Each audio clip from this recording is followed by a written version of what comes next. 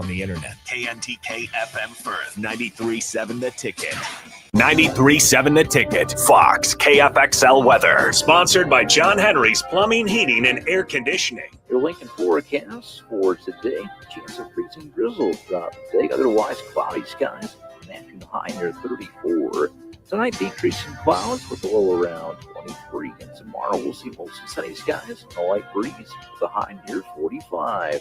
And meteorologist Kyle Buck from 93.7 The Ticket and theticketfm.com.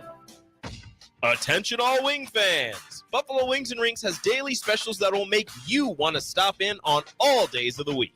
Kids eat free on Mondays, and on Tuesdays, enjoy 89-cent boneless or traditional wings at a price that makes the whole family happy. And come back on Wednesdays for $1.29 chicken tenders all day long.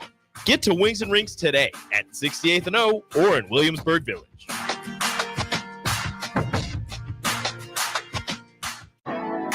Hey volleyball fans, this is Laura Dijkema, national player of the Netherlands and now the setter on Omaha's newest professional team, Love Omaha Volleyball. League volleyball is bringing the heat this year. Don't miss your chance to see Olympians, national players and national champions right here in Omaha from now through April. We can't wait to see you cheering for us in the stands. Visit lovboma.com to buy single match tickets to see me and Love Omaha volleyball in action. Go Big Green! Nebraska Veterans Aid is here for veterans and dependents facing unforeseen financial emergencies. Get assistance with food, fuel, shelter, clothing, transportation, and even funeral and medical expenses. If you're a veteran facing a financial emergency, apply for Nebraska Veterans Aid through your county veteran service officer. Learn more at veterans.nebraska.gov/NVA. Sponsored by the Nebraska Department of Veterans Affairs, aired with the Nebraska Broadcasters Association and this station. Davis Plumbing has been in business for over 15 years and is currently searching for journeyman plumbers to join their team. Experience is preferred, but not required for all applicants. When you join the team at Davis Plumbing, you'll receive full benefits package with paid time off. Join a small local business doing big things in Lincoln and surrounding areas. Apply today by calling 402-525-6922 or find them on social media. Davis Plumbing, locally owned and operated for over 15 years. Husker fans, join Nebraska Women's Hoops as they face Michigan on February 6th at 7 p.m. Get ready for a full day of action as women's basketball is joined by other Husker teams to celebrate National Girls and Women in Sports Day. Arrive early for a meet and greet with Nebraska women's teams including soccer, tennis, track and field, swim and dive, and more. The meet and greet starts at 5:30 p.m. in the North Concourse. Get your tickets now. You won't want to miss this matchup in PBA. For event and ticket information, go to huskers.com/tickets. Hi, Sean Callahan here for Cobble Chevrolet GMC, and we wanted to give a special shout out to all of our great customers, thanking you all for a record-setting year in 2024. Now let's get the new year rolling with some big savings. Right now at Cobble, we have some of the biggest discounts in the area with over $12,000 off list price or 0% APR on select new models. So stop on in the dealership or hit us up online at cobblecars.com to get true low country overhead in action. $12,000 off list or 0% APR right now at Cobble. So please stop on in or visit us at cobblecars.com. You'll be glad you did. Rashawn Jackson here for Bauer Infrastructure, a veteran-owned local company proudly serving Lincoln, Lancaster County, and the surrounding areas. Bauer provides quality work at an affordable price, and they're growing rapidly. If you want to experience a career with a fast-paced, family-friendly environment, visit BauerInfrastructure.com. They have top-of-the-line benefits, year-round work, even through the winter. Bauer, usher in the new era of infrastructure to an area near you. And as always, go Big Red. This is On the Block with Strick and Austin. Nebraska Basketball Hall of Famer and 9-year NBA vet, Eric Strickland. Nebraska Football Hall of Famer, Jay Foreman. Middle school basketball coaching legend and Duke basketball shooting coach in his mind, Austin Orman. Coming at you live from the heart of Lincoln, America. On air and online at theticketfm.com. Presented by NEBCO. This is On the Block. Welcome in. It is a Wednesday edition of the show. Two-man game today. Austin Norman and Eric Strickland with you. Jay Farr feeling a little bit under the weather. Let's bring him in. Husker Hall of Famer, 9-year NBA vet.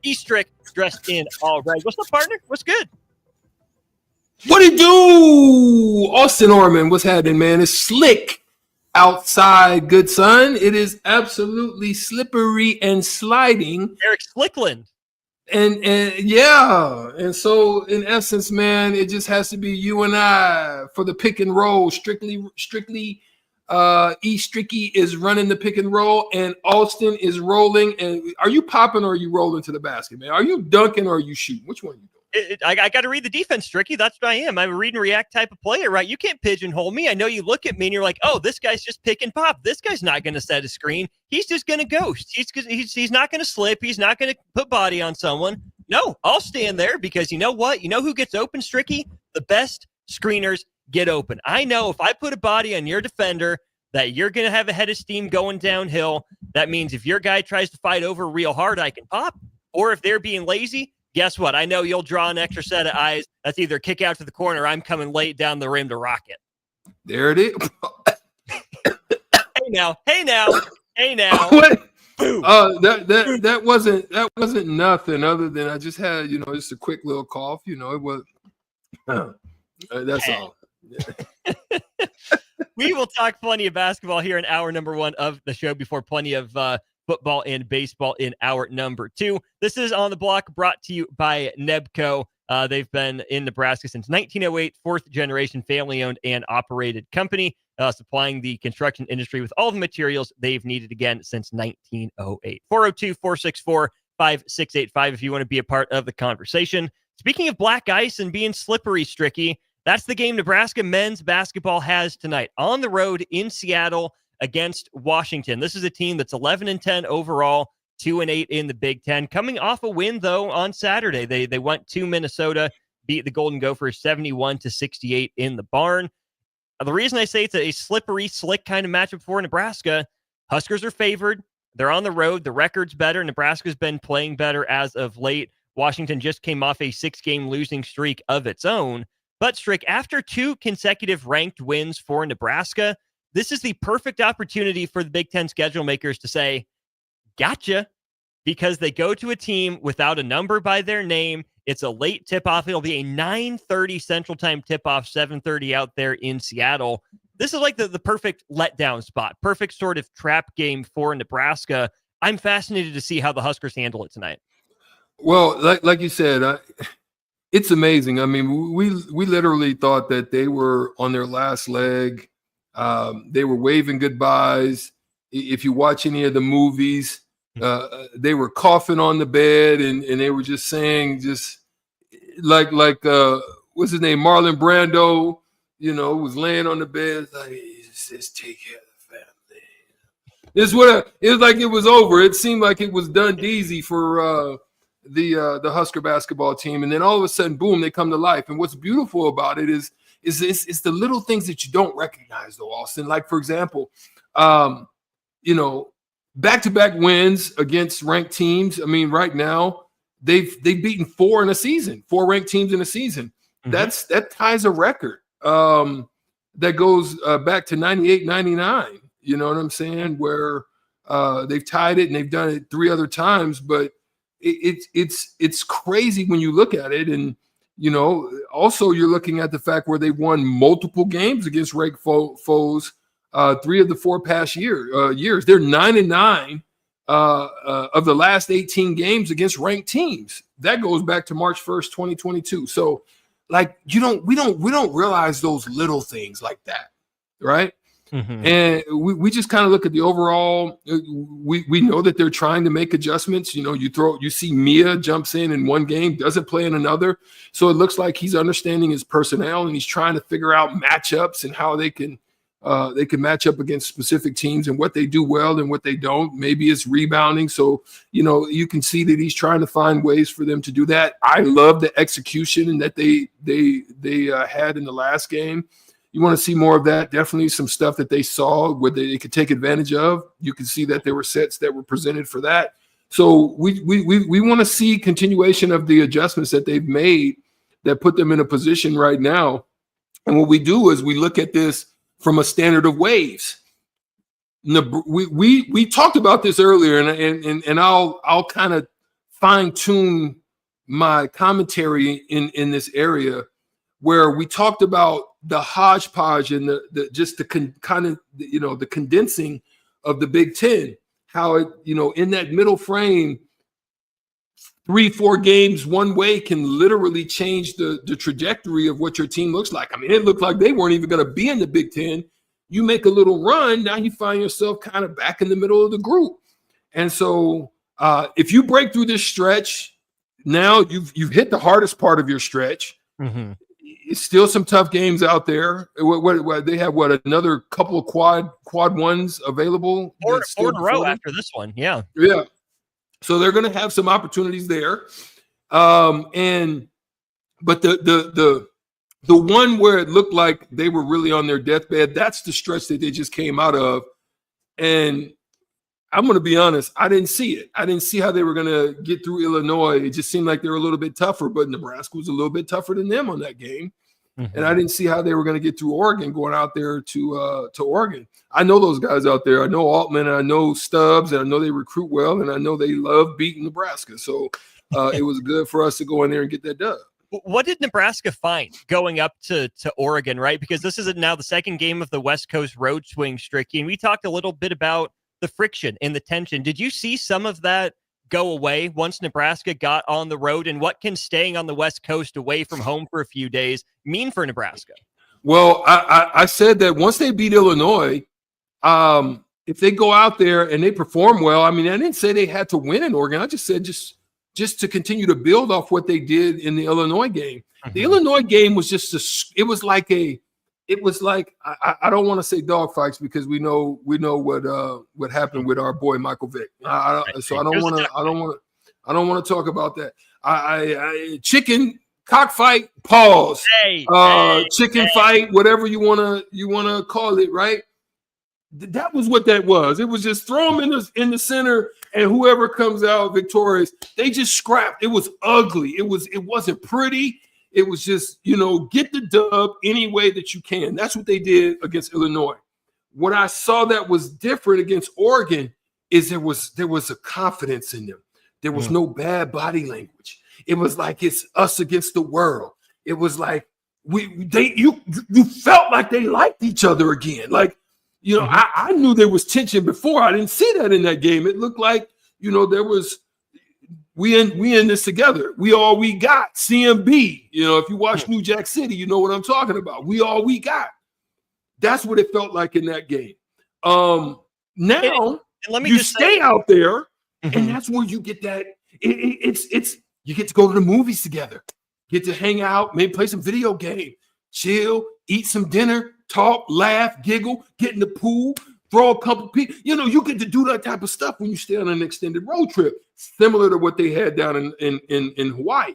So you're hoping that they can continue to build off of that. That gives them a little bit more energy and fight when they come back for the next tough stretches ahead. And it's easy to do that when you're ahead, right? Nebraska trailed 2-0 and then didn't trail again the rest of the day. So it's easy to be together and connected when you're in front. When Nebraska faced adversity, though, Strick, that to me was going to be the big test. When Oregon made its run at the end of the first half, they cut it to 4 or 5 points with just 4 or 5 minutes to go. I was curious to see how Nebraska was going to handle that. Would they revert into themselves, go into their shells, and try to play iso ball to win it?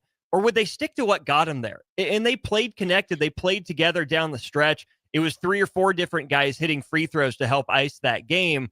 It was a true team effort, a true team win, and I still think probably the best win of the season for Nebraska, given the circumstances. Coming off a big win, going out to the West Coast, playing an unfamiliar opponent that's beaten some really good teams, right? I mean, Oregon's on a bit of a slide right now. That's a talented team that has plenty of pieces and was playing really well early in the year. But then, Strick, as we look at this Washington game here tonight, this is just a validation opportunity because it's easier to get up to play a top 25 team that's good when you know there's a challenge in front of you and you got something to prove.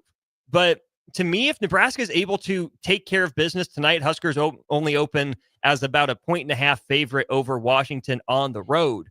If Nebraska can avoid the trap, if Nebraska can avoid the letdown, that will tell me this team is really in a good space mentally and has learned some lessons from the 6-game losing streak. If they lose, it's going to hurt. Washington's not a good team. It's going to hurt a lot more than a win would even help.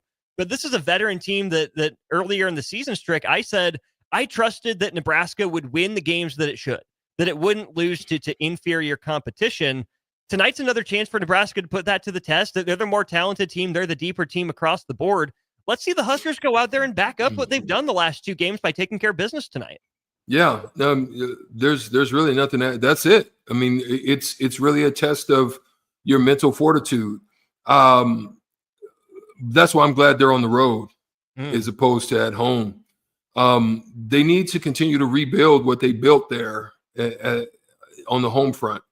But I think they'll have an opportunity to do that. They've got some good opponents that'll be coming in and give them a chance to do that. I really do think that going on the road in this situation, because you have to be really focused on the task. You know, some of the things that I would have a conversation about in a game like this is, bruh, it's a long ride home from Seattle to Omaha if we lose this game to this team. Like, they're not better than us. We don't play down the competition. We're trying to get an NCAA berth. Games like this is what, going on the road and getting wins like this is what puts us in position to make our dreams come true. We were in a bad spot. We looked like all of the dirt was on top of us, and we came out like Dracula and popped up in the middle of the night. And now we coming out trying to bite some necks, draw some blood. We trying to eat. You know what I'm saying? That's the mentality you got to have now. You got to come out like Dracula.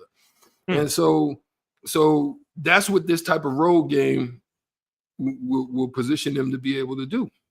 Not trying to talk smack on Washington, because I really like their head coach, Danny Sprinkle, did some really fun stuff at Montana State and at Utah State. They do have some interesting players as well. Great Osobor is definitely going to be in the running for a first or second team All Big Ten type of player. He's from the United Kingdom, 6'8", kind of do it all forward. The one thing he doesn't do that well is shoot. Taking about a 3.5 per game. He's about a 30% shooter this year, only 61% at the free throw line, but he'll do a lot of the ball handling for them. He's kind of a point forward type, kind of Derek Walker-ish. Not exactly, maybe a little more athletic than Derek Walker was. Not quite as physical, but great. Osobor is a player I'm excited to watch. Tyler Harris is fun. He's played in all 21 games for them. And, of course, you get Wilhelm Breidenbach, right? Former Nebraska guy, transfers back to the West Coast. He's at Washington, which was also, of course, Braxton Mia's former school. And then freshman Giallo is another guy I'm gonna tell people to watch. Super athletic, 6'5", rangy, defensive type. Not shooting it well from 3, but he can heat up in a hurry. Let's go to our Starter Heyman Jewelers text line here, 402-464-5685. This kind of plays into what we were saying before about the mental aspect of things for Nebraska, Strick, and especially with the fans, right? Brad asks, how many wins do they need to get to have a shot? I can only assume, Brad, if I'm wrong, please text in again. You're pretty regular in terms of your texting in here. I assume you mean a shot at the NCAA tournament, right? Seems like Nebraska is firmly back in contention for a spot in the Big Ten tournament, right? They're not in the bottom 3 right now, so they would be playing in the conference tournament. But how many wins does Nebraska need to have a shot at the NCAA tournament? I don't even want the team thinking about that. As fans too, Strick, I mean, you've been around this program. You were there for the most successful run in program history. But Husker fans on the basketball side, and I guess this can carry over into football and maybe some other sports as well, but especially basketball, as soon as 1 or 2 things go right, it's NCAA tournament, win a game, NCAA tournament this, NCAA tournament that, where this is still a very bubbly Nebraska team. We saw some more bracketologists put Nebraska back in their projections this week, but it was as an 11 seed. And in some cases in the play-in game, where you would have to go to Dayton to win a game and then turn around in 2, maybe 3 days and then play in the first round again. Maybe one publication I saw had Nebraska as a 10 seed, which still isn't very high. Nebraska does have some quality wins, right? The 4 wins you mentioned against ranked opponents. I think those are their quad 1 wins as well. But I would tell fans, don't get caught up in the moment, right? As fun as it is, we had to have this conversation about the 6-game losing streak. Everything came crashing down at once. They were going to win again. They weren't going to lose out the rest of the year. They're on a 2-game winning streak. I mean, right now, and coming against ranked opponents, yeah, the sun's shining pretty bright. The birds are chirping. Everything's good. This is Big Ten basketball, though, right? Things can change on a dime. You're going to walk into what I can only assume is going to be a pretty dead arena. It's not going to be the best environment Nebraska's played in.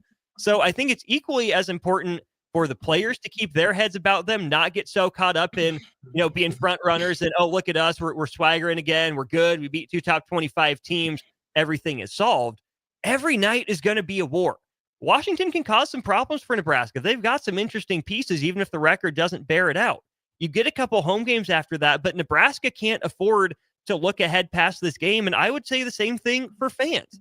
Take it a game at a time. The season is too long to want to fast forward to March now. You got to get through the grind of February, because the second you start looking ahead to March, you'll be on another 3 or 4 game slide, and then it's too late in the season to do anything about it.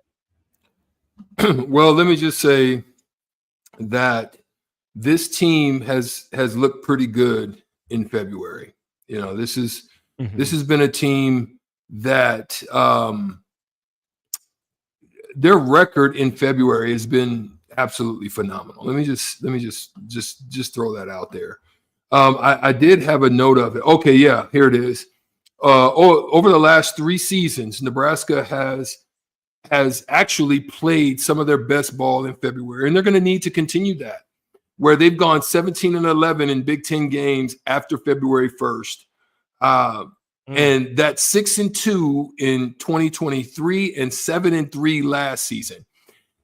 So you asked the question, and we're not going to get into it, but let me just say it that way. They need to have a continuation of what their February looked like in order for it to happen. It's got to be along those lines, right? They have good wins. All of that stuff is in play. But again, we talk about, and well, let me just say this other piece to it. The Big Ten is not going to get a big swath like they've had in the past. They're not going to get 8-9 teams. It's not going to happen. So the idea for Nebraska is look ahead of you. Who do you got? Who can you kind of, what a lumberjack does? The lumberjack goes out and he just starts chopping away at whoever's up top. I got to bring you down to my level. So you got an opportunity to chop away at a couple of those teams. That's going to be Maryland. That's one you can chop away at. You're going to get another shot against Ohio State a couple of times. You can chop away there.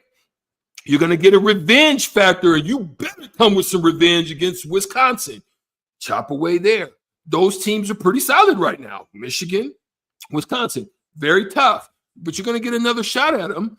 But definitely got revenge factor against Wisconsin still down the road.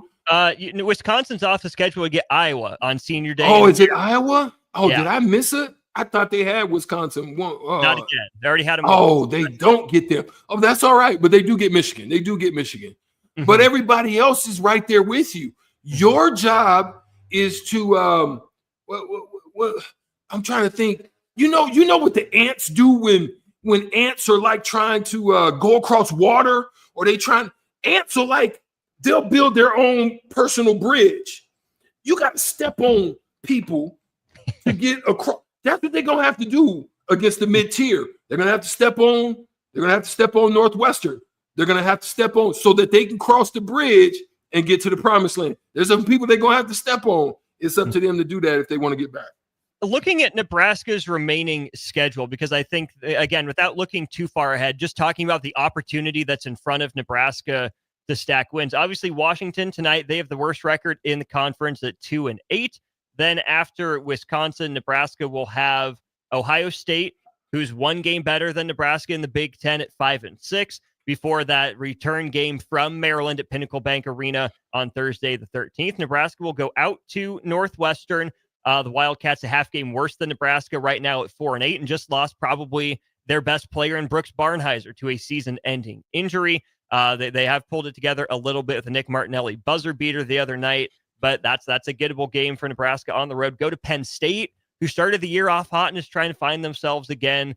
But Strick, the only games that Nebraska has left against teams that are ahead of it in the standings right now are against Ohio State, who's just the 1 game better than Nebraska, the return game against Maryland, and then Michigan. That's 5 games out of Nebraska's remaining 9 that are above or that are against teams that are ahead of them, right? There's where you start stepping on people to climb up over them. Probably not catching Maryland at this point, but at least on Ohio State. Probably not catching Michigan, but you can at least try in that one to get closer and even the gap. But that leaves you 4 opportunities then. Well, I guess 5: Washington, Northwestern, Penn State, Minnesota, and Iowa, that you use those bottom feeders to prop you up, right? I haven't looked at the rest of the remaining schedules, but it's not easy for Nebraska. It's not easy in the Big Ten, but it's manageable. There's an opportunity in front of Nebraska to maybe not add a whole lot to the resume in terms of ranked wins or huge, quad 1A wins, especially at the very upper echelon of the sport. But what Nebraska can do is start to pass the eye test again, get rid of the stench of the 6-game losing streak by stacking wins, right? Yeah, you'll have to probably win a big one in the Big Ten tournament to really open people's eyes. But right now, in the grind of February, I know it's the shortest month, but Strick, you've played college basketball. You know how long this late January into February grind can be. How do you balance the importance of telling guys, hey, we still have everything that we want to accomplish on the table in terms of postseason goals, with staying in the moment and making sure that every night is the biggest night? Well, that's the thing. You keep them focused on, like you said, just the moment, the time, right now. Right now, each game, there is no looking ahead. There is nothing easy and there's nothing given.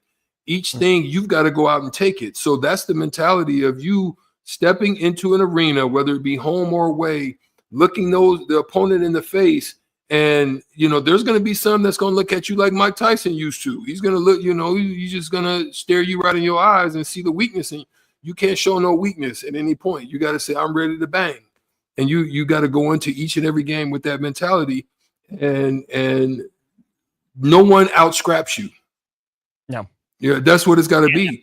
No one should ever out-scrap you. If your true goal is to get back to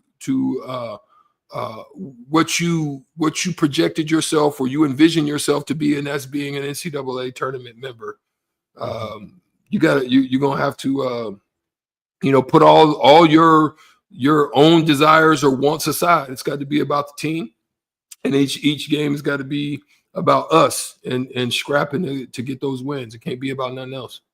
Next opportunity for the Huskers tonight, 9:30 Central on the Big Ten Network. We'll have postgame afterwards, starting right about 11:30, I would presume. Not going too long, but certainly enough to recap the game and satisfy our great sponsors at Lincoln Wall Wine and Spirits and Action Plumbing, Heating, AC, and Electrical. Brad, appreciate you texting in. Thunder, not Collins. I can see where you're coming from. We'll get into that more as the time gets closer. Bill and Bennett is just ready for baseball and softball to start. Come on, man. Don't skip out on college hoops. I know softball starts their season later here, but I did a whole episode of the Corner 3 on Friday about why you should love college basketball, why you should let that fill your void right now as you wait for the Super Bowl. Definitely go back and check that out wherever it is you get your podcast. All right, we're about a day away, about 24 hours from the NBA trade deadline. One move made today by the Milwaukee Bucks. We'll get into that. Did that set the table for the Bucks, or is that the last major domino to fall? We'll get into that. Eastrick Austin when we get back to On the Block. Follow Austin Strick and On the Block on Twitter at Austin Orman, Eastrick20, and On the Block 93.7. More of On the Block coming up. Salt Mine City is not only Lincoln's newest brewery, but they're also now serving food. Enjoy a full menu of great items daily for lunch and dinner, like their peanut butter and jelly burger with bacon and cheddar cheese, or a Reuben sandwich served on Blackstone rye bread. Don't forget their beef or chicken nachos with guacamole, sour cream, jalapenos, and more. Wash it down with one of their 12 beers on tap, including the popular Single Axle Light American Lager. Salt Mine City, now open 11 a.m. every day but Mondays at 8th and R. Gentlemen, Valentine's Day is just around the corner. Don't be that guy running to the store for flowers and a card on your way home. Hey, Rick Heyman here from Sartor Heyman Jewelers. We have great Valentine's gifts in store now, and if you spend $99, we'll throw in a free bouquet of a dozen roses. Give her what she really wants this year, and let us do the rest. Sartor Heyman Jewelers, your hometown jeweler since 1905 in Lincoln and Grand Island, online at sartorheyman.com. Are you a skilled mechanic looking for your next big opportunity? Constructors is hiring. We're looking for experienced mechanics to join our family-owned team. We offer competitive wages, great benefits, brand new service trucks, OEM-level diagnostic software, and career growth opportunities. Positions include lead and A-level mechanics for our shop and multiple field technicians. If you're driven and ready to grow with a company that's been around since 1908, apply today at constructorslincoln.com. Garage doors can break down or quit working at the worst times. At Doors Plus, they understand that a broken garage sometimes means repair and not replace. Sometimes, all you need to make your door like new again is a few bolts, realignment, or even a new balance. Trust the pros at Doors Plus to handle your garage door repair the right way so you can get on with your busy schedule. Visit them online at doorsplusllc.com or give them a call at 402-590-5800. 93.7 The Ticket, Fox, KFXL weather. Sponsored by John Henry's Plumbing, Heating, and Air Conditioning. Your Lincoln forecast for today. Chance of freezing drizzle throughout the day. Otherwise, cloudy skies. Afternoon high near 34.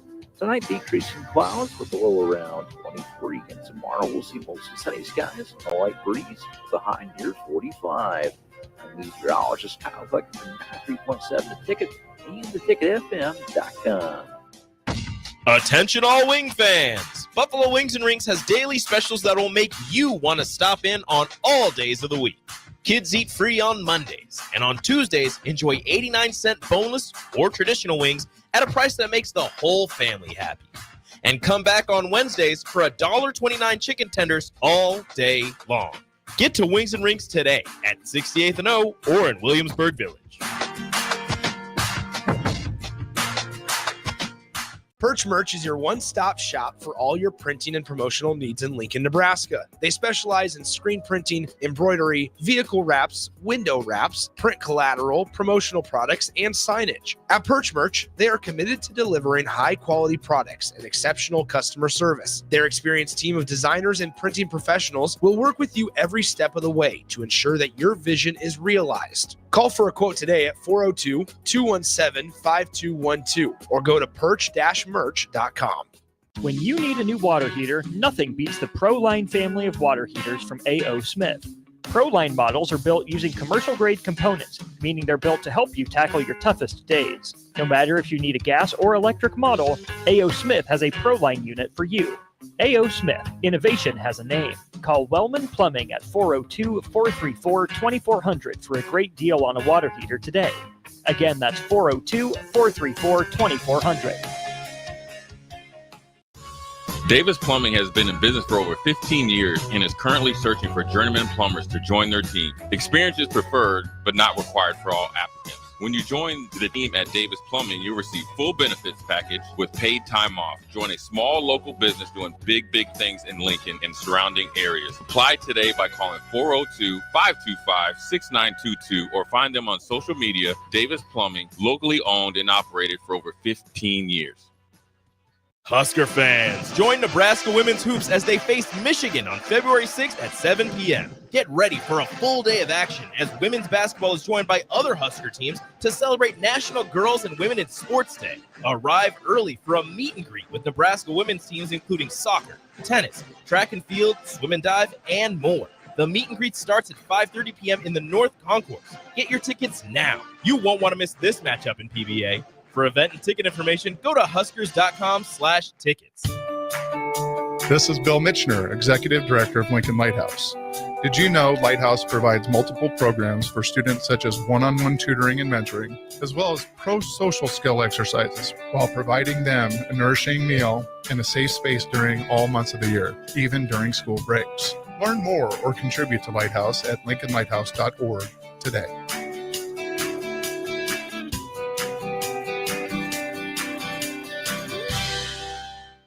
Now back to On the Block on 93.7 The Ticket and theticketfm.com. Welcome back in to On the Block. Austin Norman and Eric Strickland with you here for today's show, brought to you as always by Nebco. Don't forget, this is now hour one of the show. We run from 3 to 5 Monday through Friday here on 93.7 The Ticket and theticketfm.com. Jay Foreman usually along for the ride, a little under the weather today. Sounds like he's trying to get on the road to recovery for Old Schools. Might check in with him in a little bit. But we got to check in on this whole NBA trade deadline thing. One trade went down already today. Kind of a big one for the Milwaukee Bucks, who started the year off pretty terribly, have gotten their way back to the middle of the pack in the Eastern Conference. They ship off a guy who's really only played for them in his career in Chris Middleton, and they don't just send him anywhere. They send him to the Washington Wizards for Kyle Kuzma. Not exactly the deal I think a lot of people were expecting out of the Milwaukee Bucks. What do you make of essentially Middleton for Kuzma and Filler going both ways? Well, you look at their scoring. Both of them are scoring relatively and producing pretty much the same way. I think the difference here, when you look at how it's all playing itself out, is in Washington, they're a bad team, bad culture. Mm-hmm. He was never a number one. They brought him out there thinking that he was. Didn't pan out. You realize that and come to that realization, and you go after a Jordan Poole thinking that Jordan would come over with what he did and not with the full. I think their organization and their management is just right now, it's going back to the old days, like how it was. Mm-hmm. But they bring him over thinking that he would produce and perform at a one level. He doesn't. So you've given away a lot of assets in the acquisition of both of those players and really don't get the ROI on it as far as on the court performance. Now, when you look now at what's next, Middleton is digressing. Injuries are starting to catch up with him. Age is father time is also, he ain't LeBron and it ain't Balco. So, and I'm not saying nothing. I'm just saying, all right. Yeah, that part. So at the end of the day, you're looking at it from a standpoint of, we know Kuzma's not a one, but we think he could be under the arm, under the leadership, and under the guidance of Giannis. He could be a good three. You already have a 1 and a 2 there. He could be a good 3 for us. Mm-hmm. So he's younger. He's going to be he's healthier. He can run. He can do a lot of the things that style of play and offense can provide for you. You at times, Leonard doesn't even have to, handle the ball. You can just push it up because Kuzma's good in the open court. So you can give him some of those opportunities. Middleton's not really that anymore. No, he's not really that. He's very good in half-court offense. So I think that's kind of how they're viewing it. They knew they had to do something. They really couldn't make a splash. They really didn't have the only thing really they can move to make a splash is going to be Giannis at this point. They've given away a lot of the other assets that they've had already to acquire Leonard. So I thought it's a okay move for them, to try to do a little something different because they really weren't going to get too much out of Middleton. Which is kind of a bummer because you hate to see a guy that was a big part of their championship run leave, right? Especially in a small market like Milwaukee where you don't get a bunch of free agents. You got to do everything you can to keep a player like Giannis around. I can only imagine he and Middleton were pretty tight, at least had a good working relationship on the court at the very least. So I'd be curious to know how Giannis reacted to that because it sounds like he's been involved with some of these upper level decisions before. I don't know how much he was or wasn't involved in this trade, but a lot of people are wondering, Strick, was Kyle Kuzma the move for Milwaukee or is he just the bridge? Was he a guy that they needed to get to make a different deal work? I'm going to be curious to see because I could see, it doesn't make a lot of sense for me just to go get Kuzma. I mean, Middleton's been better, on a per minute basis this year. Maybe you bank on Kuzma's health, right? Being able to integrate him, a new system might re-unlock the best version of him that we saw for about a year and a half, not too long ago. But is Milwaukee in a spot, Strick, where they should swing for the fences, go get another big name player and compete for a championship this year? Or are they just kind of riding out the Giannis Dame string and then they're in, I don't know what comes next mode? There's going to come a point where they're going to have to make a decision, or Giannis is going to make the decision for them. They're stuck with Leonard. There's really not much or anything that they can do with him. I want to even turn the tables. Let me just take it off that because I know that's the biggest trade right now.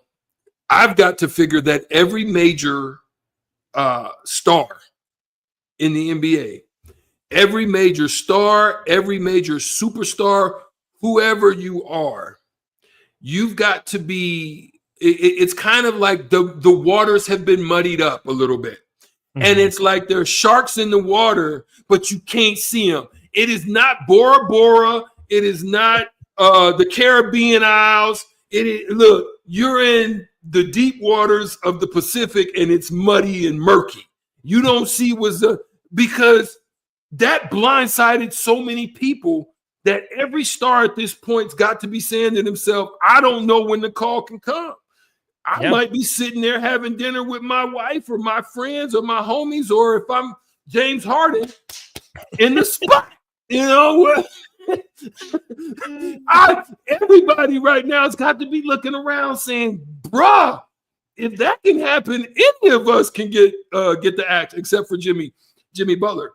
Well, Jimmy's been trying. I mean, he's been pushing so hard. He's nixed multiple trades to Memphis and now to Golden State, which is crazy. I thought Memphis could have been good for him. Yeah, I thought that could have been good for him. But yeah, at this point, he's looking only at Phoenix. But you have to ask that question why. I don't think if I'm an organization, there's no way in HE double hockey sticks that I give Jimmy Butler a max contract. There's just no way. So, bruh, you're coming here for us. Really, we'd love to keep you. But if you go off the books, cool. You know what I'm saying? We'll take you. And some are really taking him to make this run, knowing that he's probably going to dip and bounce out. I wouldn't trust it on that. Now, it's a similar thing that the Golden State, the sad part about it is Golden State's got to be saying, wow, how far from grace have we fallen? You know what I'm saying? Like there's no one really, like it's been noted and stated that they are throwing it out to every star, every team, trying to figure out who wants to have a deal or no deal. And it seems like, what's his name? Howie Mondale is making the deals right now. We don't know what's going on. It seems like that's what's going on in the NBA. Golden State is searching for any and everything. They're looking to go back with KD potentially with a 3-team trade possibly, but KD said no. Yeah, that's what I'm saying. I don't want to go back there. I'd much rather stay in the desert sun. Yeah, it's a mess up in the Golden State right now. I mean, who's going to take Draymond? Go ahead. They were the 11 at the bar, not even the 10. Golden State was the 11. Everyone wanted to go play for them. Looked like they were well run. Then they misplayed their hand with someone that they thought were going to match their level. They let KD walk, and of course there was some drama behind the scenes. And then since then, Strick, year by year, they go down to an 8, and then they're a 7, then they're a 6, and they win a championship as maybe a 7-5. Then it's been on the way down, and now there's filler, Botox, all that stuff. Try to make themselves look pretty, but they're just not. They're holding on to a dream that's never going to come true, and that's what they get, I think, for banking on James Wiseman. Didn't pan out. It's what they get for banking on Jonathan Kuminga. Hasn't panned out. Moses Moody hasn't gotten the run that I thought he was going to. Brandon and the lefty, what's his name? Budzinski. Mm-hmm. Yeah, I mean, he was fine last year. Hasn't taken a step forward. Where right now you're not even asking about Kevin Durant because he said no. They inquired about Paul George. They've talked about Giannis, but what do they have to give up? It kind of seems like the point the Warriors are at right now, Strick, is do they have to trade for Zion Williamson?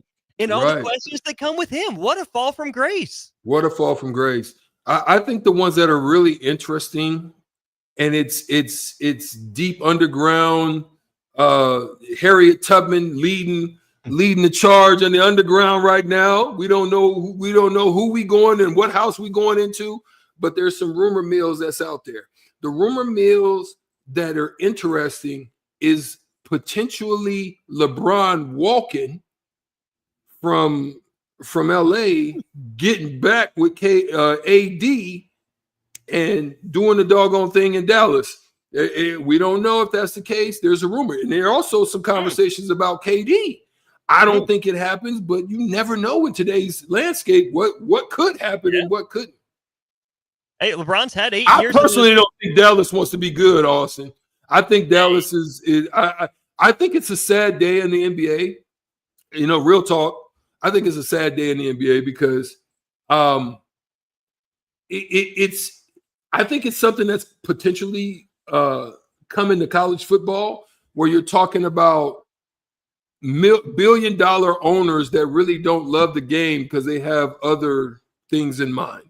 So I think it's possibly going to hurt the game because it's not really focused on the game; it's focused on other things. And I think this is why what happened with Luka happened because of it. I think they don't want to get back there, and that's a sad thing because the Dallas fans are going to be the ones that suffer, and they're great. I still love Dallas fans.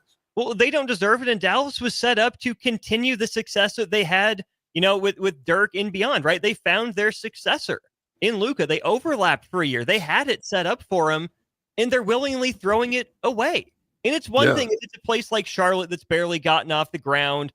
Even like Detroit falling to where it is has been bad. It's not good that the Wizards are bad, in DC, right? It's never good. But even Portland, right? Kind of out there in the boondocks, and there's no other team in the Northwest with Seattle gone. Those are some that you can understand because there hasn't been a lot of historical success. But the basketball history that's there in Dallas in the fourth biggest media market in the United States, the NBA and Adam Silver shouldn't stand for this. They shouldn't allow a team to just implode itself like this. I mean, that's so bad for the health and the state of the game in a big picture sense. It's putting, like you're saying, the owner's interests ahead of the interests of the NBA. And of course, Silver's not the owner's boss. The owners are his boss. He can only do so much. But at some point, are you sure? Well, we know that he's blocked some things from happening to allow some things. So we know that that's happening. We know that, but we know there's definitely some conversations, that go on. Let's just be real. Yeah. I mostly at the end of the day, I agree with your point. It's sad, and no one thinks this should be happening. So what also should have happened is Tom Brady's last Super Bowl win with the Patriots. 8 years ago today, 28-3 happened. Let's dive into the history of that to wrap up Power One. Download our app by searching for 93.7 The Ticket in your app store to stay in touch and listen all day wherever you are. More of On the Block next on 93.7 The Ticket and theticketfm.com. Hi, Sean Callahan here for Cobble Chevrolet GMC, and we wanted to give a special shout out to all of our great customers, thanking you all for a record-setting year in 2024. Now let's get the new year rolling with some big savings. Right now at Cobble, we have some of the biggest discounts in the area with over $12,000 off list price or 0% APR on select new models. So stop on in the dealership or hit us up online at cobblecars.com to get true low country overhead in action. $12,000 off list or 0% APR right now at Cobble. So please stop on in or visit us at cobblecars.com. You'll be glad you did.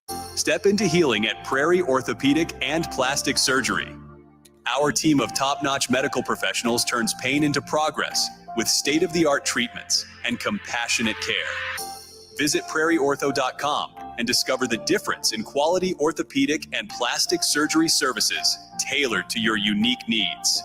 Your health matters, and Prairie Orthopedic and Plastic Surgery is dedicated to helping you thrive. Reach your full potential. Embrace a better tomorrow with Prairie Orthopedic and Plastic Surgery. Have you heard about Advanced Medical Imaging Surgery Center? Located at 7555 Pioneers Boulevard, Advanced Medical Imaging Surgery Center offers compassionate, patient-focused care and provides outpatient surgery services, making it possible to have non-emergency surgery and return home the same day. Advanced Medical Imaging Surgery Center specializes in cardiology, vascular radiology, orthopedics, pain management, and much, much more. Give them a call today at 402-261-1085 or online at amimaging.com. Are you ready for a new opportunity? Check out Sandhills Global. Join a dynamic team where your skills are valued and your career can soar. We offer full-time positions with a 4.5-day work week, competitive pay, excellent benefits, and a positive work environment. From IT and marketing to sales and finance, we're looking for talented individuals just like you. Apply today at sandhills.jobs and take the first step towards an exciting future. That's sandhills.jobs. Don't wait, apply now. Davis Plumbing has been in business for over 15 years and is currently searching for journeyman plumbers to join their team. Experience is preferred, but not required for all applicants. When you join the team at Davis Plumbing, you'll receive full benefits package with paid time off. Join a small local business doing big things in Lincoln and surrounding areas. Apply today by calling 402-525-6922 or find them on social media. Davis Plumbing, locally owned and operated for over 15 years. Hey volleybal fans, this is Laura Dijkema, National Player of the Netherlands and now the setter on Omaha's newest professional team, Love Omaha Volleyball. League Volleyball is bringing the heat this year. Don't miss your chance to see Olympians, national players and national champions right here in Omaha from now through April. We can't wait to see you cheering for us in the stands. Visit lovboma.com to buy single match tickets to see me and Love Omaha Volleyball in action. Go Big Green! Nebraska Veterans Aid is here for veterans and dependents facing unforeseen financial emergencies. Get assistance with food, fuel, shelter, clothing, transportation, and even funeral and medical expenses. If you're a veteran facing a financial emergency, apply for Nebraska Veterans Aid through your county veteran service officer. Learn more at veterans.nebraska.gov/NVA. Sponsored by the Nebraska Department of Veterans Affairs, aired with the Nebraska Broadcasters Association and this station. Unearth the secret to long-lasting tires at Treads Central Tire Pros, a league apart in commitment, service, and expertise. This isn't just about rubber meeting the road, but trust, safety, and surety converging in perfect harmony. This is where expectations are exceeded every time. Make your appointment today at Treads Central Tire Pros, just south of Cortland on Highway 77, or visit our website to explore our services. Remember, when it comes to tires, choose Treads Central Tire Pros because we tread differently. The electrical workers of Local Union 265 are now hiring licensed journeyman electricians from $32.50 to $42.50 per hour with paid benefits. And if you're looking for a new career, they're hiring apprentices at $19.50 per hour with paid benefits. Call the office at 402-423-4497 to apply. Start your electrical career today. 93.7 The Ticket is proud to provide listeners with daily opportunities to win contests and prizes on our airwaves, and would like to take this opportunity to remind you of a couple rules. All participants must be 21 or older and must wait 30 days after winning a prize before participating in another contest. Once you win, you have 30 days to pick up your prize at the K&TK Studios, 1040 O Street in Lincoln, or your prize will be forfeit. Thank you for participating in our contest, and thank you for listening to 93.7 The Ticket. Now back to On the Block on 93.7 The Ticket.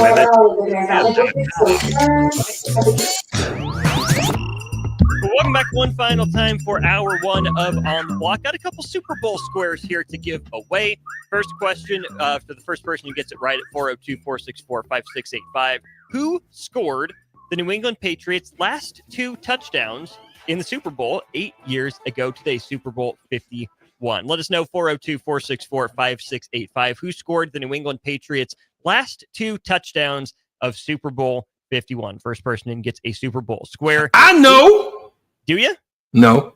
Okay, I didn't think so. I could take a good guess, though. I'm sure you could, but don't. We'll save it for the text line because we got squares to give away. I want to get in. Stricky, talk about fumble in the bag. 28-3. Halfway through the third quarter, Atlanta leads. They are in firm control. Who are they leading? The New England Patriots. Are you saying it was a bag fumble or a bag? I'm saying it looks very reminiscent to Kansas City Chiefs. I'm just saying. I'm just saying. I'm not saying, but I'm saying. Ooh. It was not Burkhead 4884. It was not Rex Burkhead. I don't know, man. It's wild. It's wild. That I don't know. What situation is worse? That situation, the lights going out, or the Buffalo Bills losing 5+4? I mean, which one? Talk to me. 402-464-5685. And when I say 5+, I'm talking about the Super Bowls that they've lost and getting to and just can't beat the Chiefs in order to get there. Like, help me out. Which one's worse? The lights going out. Which was that? What was that? San Francisco or was that in Baltimore? Mm-hmm. That one. because that seemed to turn things around in that game. It looks like one team was rolling and the other got the lights come off, and the next thing, the game turned off. It's like they went back in the locker room and had conversation. You're not supposed to be doing this. It looked like Jake Paul and Mike Tyson. Let me just say that. Which one was worse, though? To me, Strick, it's still got to be blowing a 28-3 lead in the Super Bowl. Boy. Right? You just can't get over the hump against a team. They have your number. That really stinks. I'm willing to believe it was an accident that the lights actually did, just blew a generator, blew a fuse, something. They had to pause the game. Like, these things happen. It's weird to have it happen at a Super Bowl. Yeah. Kind of surprised it doesn't happen more often as much as it takes to put a show like that on. But you are up 28-3. You are up 4 possessions. And you lose. At least it took overtime to do it. And we do have 48-84 in with the correct answer. James White scored the touchdown. I was going to say White. That's who I was going to say. Yeah. He scored the touchdown that eventually led to a tie game, and then also scored the go-ahead, ultimately game-winning touchdown in overtime. Now for the next Super Bowl square that we have to give away, who caught the game-tying 2-point conversion from Tom Brady in that same Super Bowl? Who caught the game-tying 2-point conversion? Send your name and the player's name to the text line 402-464-5685. Because, Strick, the other reason that I think part of it is a fumble in a team that just kind of falls apart at the seams in the Super Bowl is the Falcons were moving. They were moving. They had the ball down and a chance to get to field goal range despite all the crap that had happened to them, despite them allowing New England all the way back in the game. Kyle Shanahan, of course, the offensive coordinator at this point, now head coach of the 49ers, has them, something like that. Has them down to the 23-yard line. Safe, pretty comfortable field goal range. Matt Ryan drops back to pass on second down, takes him to a 12-yard sack, puts him at the 35-yard line. Okay, makeable field goal, maybe a little longer than you're comfortable with kicking it from, but still maybe field goal range. They complete a pass on 3rd and 23, called back for holding. So that, to me, Strick, bad play call potentially, and players not executing in the moment with the sack, and then with the holding penalty, pushing them out of field goal range and giving New England one last drive. It was a coaching failure, and it was a player failure. It's not just all on one group. No matter how hard you try to rig a game, I'm sorry. A 28-3 comeback, there's a reason it had never been done before in NFL history. Bro, it would have to look absolutely obvious for you to trick a game off like that. To trick that type of game off, as far as if it was conspiracy theory, you would have to like drop back and just lay the ball down and fall like you took a sack, but you just laid so he could pick it up and run it in. Like you would have to see dropping back. He looks right at the doggone linebacker and he says, "Here you go. Take it. It's yours." Yeah. Like that's what you would have to, like, that's what it would seem like you would have to do in that type of situation. These are professionals. You can see it happening in an NBA game. It runs like that because it's quick time, 24 seconds, 14 shooting, you go cold, and I'm talking about ice cold. I'm not talking about ice tray. I'm talking about ice cold. Did you see Rockets and Nets last night? Ugly, man. Houston's up 97-93. Brooklyn hits a 3. Houston just throws the inbound right to him. Step back 3. Cash. What's going on? Like, ugly. You have to try to lose a game like that. Yeah. That's what I'm saying. I don't think I saw that. So that's why I'm over here playing when I say, conspiracy theory. But yeah, it's definitely wild. We still don't have the answer to the second question. Who caught the game-tying 2-point conversion from Tom Brady in Super Bowl 51? So here's what we'll do. We'll go to break. We'll give you the answer when we come back to On the Block. And then we'll dive into Georgia with a bill in its state Senate, essentially state legislature, to change the rules around taxation for NIL payments and NIL income. Will it work for Georgia? What does it mean for the industry and other schools across the country? And then some more proposed rule changes. All that ahead in hour 2 of On the Block momentarily. Follow Austin, Strick, and On the Block on Twitter at Austin Orman, eStrick20, and On the Block 93.7. More of On the Block coming up. This is Lincoln's home for sports talk on the FM dial. Also online at theticketfm.com. On the internet. KNTK FM Firth, 93.7 The Ticket. Are you a skilled mechanic looking for your next big opportunity? Constructors is hiring. We're looking for experienced mechanics to join our family-owned team. We offer competitive wages, great benefits, brand new service trucks, OEM-level diagnostic software, and career growth opportunities. Positions include lead and A-level mechanics for our shop and multiple field technicians. If you're driven and ready to grow with a company that's been around since 1908, apply today at constructorslincoln.com. Husker fans, join Nebraska women's hoops as they face Michigan on February 6th at 7 p.m. Get ready for a full day of action as women's basketball is joined by other Husker teams to celebrate National Girls and Women in Sports Day. Arrive early for a meet and greet with Nebraska women's teams including soccer, tennis, track and field, swim and dive, and more.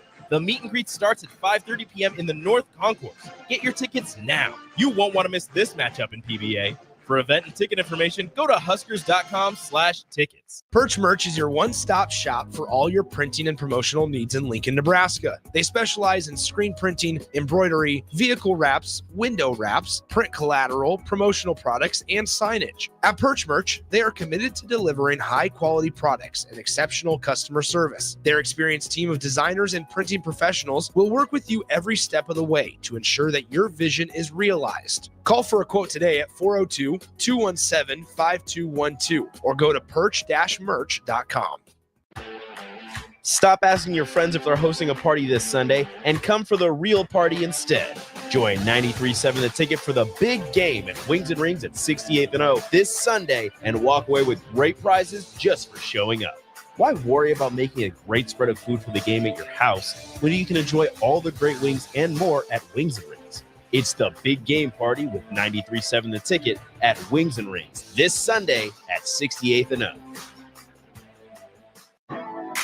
Hey volleyball fans, this is Laura Dijkema, National Player of the Netherlands and now the setter on Omaha's newest professional team, Love Omaha Volleyball. League volleyball is bringing the heat this year. Don't miss your chance to see Olympians, national players and national champions right here in Omaha from now through April. We can't wait to see you cheering for us in the stands.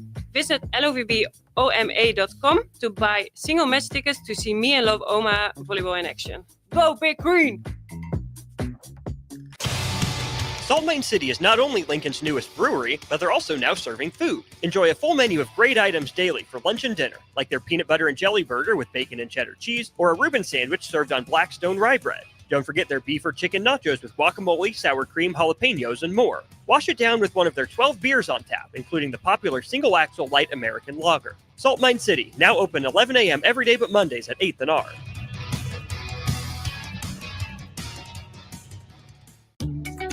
Are you ready for a new opportunity? Check out Sandhills Global. Join a dynamic team where your skills are valued and your career can soar. We offer full-time positions with a 4.5-day work week, competitive pay, excellent benefits, and a positive work environment. From IT and marketing to sales and finance, we're looking for talented individuals just like you. Apply today at sandhills.jobs and take the first step towards an exciting future. That's sandhills.jobs. Don't wait, apply now. Have you heard about Advanced Medical Imaging Surgery Center?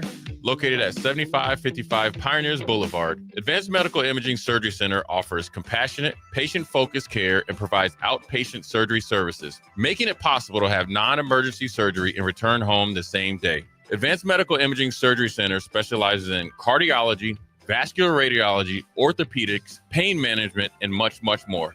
Give them a call today at 402-261-1085 or online at amimaging.com. 93.7 The Ticket, Fox, KFXL weather. Brought to you by Bryant Air Conditioning, Heating, Electrical, and Plumbing. Your Lincoln forecast for today. Chance of freezing drizzle throughout the day. Otherwise, cloudy skies. Afternoon high near 34. Tonight, decreasing clouds with a low around 23. And tomorrow, we'll see mostly sunny skies and a light breeze with a high near 45. I'm meteorologist Kyle Buck from 93.7 The Ticket and theticketfm.com. Ever wish you had another light switch on the other side of the room on a dark night? How much better would you sleep at night if you had a ceiling fan in your room? The High Electric Service Department is here to make your electrical what-ifs a reality. Whether you're looking to replace some outdated light fixtures or brighten up your counters with under-cabinet lighting, High Electric can handle all types of residential electrical installations and services. Give Erica a call at 402-466-6606 or visit high-electric.com to get started. Jack Russell of Farm Bureau Financial Services is here to help you protect things that are most important to you. Whether it's your home, your family, or your future, Jack Russell has the proven experience to get the job done while developing authentic relationships with you. Give Jack a call today at 402-421-9100. Again, that's 402-421-9100 and learn how you can excel in the complicated world of insurance. Jack Russell of Farm Bureau Financial Services, a trusted and well-respected representative since 1999. The electrical workers of Local Union 265 are now hiring licensed journeyman electricians from $32.50 to $42.50 per hour with paid benefits. And if you're looking for a new career, they're hiring apprentices at $19.50 per hour with paid benefits. Call the office at 402-423-4497 to apply. Start your electrical career today. This is On the Block with Strick and Austin. Nebraska Basketball Hall of Famer and 9-year NBA vet, Eric Strickland. Nebraska Football Hall of Famer, Jay Foreman. Middle school basketball coaching legend and Duke basketball shooting coach in his mind, Austin Orman. Coming at you live from the heart of Lincoln, America. On air and online at theticketfm.com. Presented by Nebco. This is On the Block. Yeah. You know what it is. It is definitely on the block, but we're going to turn the tables. Estrick, if you follow me, Estrick2020 on Instagram, Estrick20 on X, sometimes you see Stricky in the kitchen putting a little something together, mixing it up. What you been putting together, Stricky? I'm trying to I've done a little something. I ain't showed y'all lately, but this is why it's a little reversal. Like on Boomerang, when John Witherspoon says, we're going to reverse that. That's what's going on right now on the block. We're going to reverse that, and I'm sending Austin Chef Orman into the kitchen to cook right now. As we alluded to coming into the break, there's the Georgia State, whatever, Senate, Georgia State, Congress, I don't know what you call them at the state. Legislature, there you go. That's a good word for it. We know that there's a lot of things that happen. I said a little joke maybe yesterday or the day before where I talked about what it's going to look like come Friday next week when AD steps into and takes a peek into his bank app and he sees that monetary explosion that he wasn't getting. That thing's his eyes gonna bug out like AD on the drive. His eyes gonna bug out, and it's gonna be a different thing when you talk about the other side. When Luka gets there, and he's gonna say, "Damn, they steal it. What happened?" What's Faka doing? Like, Faka was chilling a minute ago. What's Faka doing now? Faka's over here just counting the Monopoly money on me. Now, that's what's happening in a similar way in this NIL situation. There are some states that are going to benefit, and there are some states that are not. And it looks like Georgia is trying to figure out how they can remain in the game without getting hurt by things like taxation and so forth and so on. So the NCAA and organizations like this or states like this are trying to figure out a way to help their state universities to remain in there. I did all of that to get to this point. Now, Chef Orman in the kitchen cooking up some ramen noodles. Get busy. First thing, shout out Nebco. Appreciate them. NebcoInc.com. Second thing, Darren won the Super Bowl square. Danny Amendola caught the 2-point conversion, ends up tying the game for the Patriots against the Falcons. Third thing, let's get in the kitchen. This is big, Strick. Georgia is, like 41 of the 50 other states, and that it has an income tax. right? It's kind of a big deal. We're all just kind of used to it. Yeah, But like there are Nebraska. like Nebraska, it's right. But there are two major players in the SEC whose schools, whose states don't have a state income tax. You're familiar with one of them, right? Tejas. Is it them? It is. And A&M is included in that conversation as well. You're also familiar with the other one, your previous locale, Florida. No state income tax either. Those are two recruiting hotbeds for talent, right? And I think, Strick, it's important to keep in mind that we can always be doing better with financial literacy, making sure that young men and women know how to handle their finances when they're growing up. They're not just trying to learn about it on the fly. Shout out Union Bank Junior Achievement, friends of the station here at the Ticket, for their work in that realm. But Strick, this could be a game changer for Georgia. I don't know what their income tax rate is, but there's plenty of talent in Georgia, right? Atlanta is a major market that Georgia taps into. Obviously, Georgia Tech is right there in the city. A lot of Florida schools will come up to Atlanta. Clemson has made Atlanta a little bit of a recruiting hotbed, being about halfway between Atlanta and Charlotte as well. So I think that there's a lot of good behind this for Georgia student athletes. And that's one of those things that, I didn't really think about when it came to NIL payments and how that would work. Is that, considered income? I guess it is. I don't know if there's any other way to qualify it. The specific wording. Well, let me ask this question while you're right there. Before you get into the wording, let me ask this question.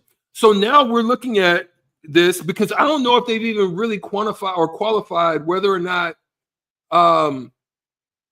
the $20 million, they're saying it's in the institution. Is that W-2'd? Is that what is that? What is that payout going to be?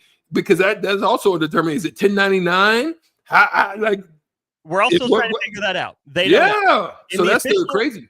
The official settlement isn't for another 2 months. Yeah. So we're still trying to figure that out with the House versus NCAA. But here is what is in the Georgia legislature right now.